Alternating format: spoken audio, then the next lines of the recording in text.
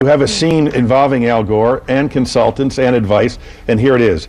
Gore was determined to give a blunt speech on global warming and to do it in Michigan. Just before a rally, Gore told me we all were against it. He was right. Gore announced to me that he didn't care. He was going to say his piece anyway. He ordered me to confer with his chief environmental advisor. When I reached her on the cell phone, she said, was Al out of his mind? This was the nuttiest thing she'd ever heard. He'd lose Michigan. She'd rather have a president who did something about global warming than a defeated candidate who'd given some GD damn got noble speech about it.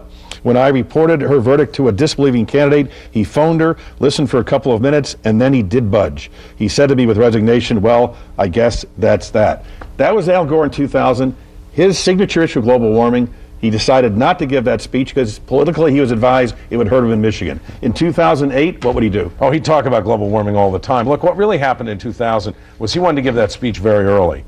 And it is true that people kept pushing back against it because the issue wasn't the same as it is today, and there was a fear that we would lose Michigan. But when he announced, I think sort of to tell us, send us a message that he was very frustrated by what we'd done, that he was going to give that speech, and he was going to give that speech in Michigan. It wasn't just his environmental advisor. I mean, Chuck Campion, the Boston Paul we'd sent in to help save Michigan, called me and said I might as well get back on the plane. I did want to win the election. I confess to that.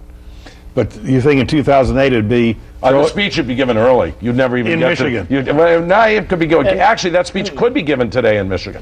And he ought to do that if he runs. And he ought to run. Why not? President of the United States.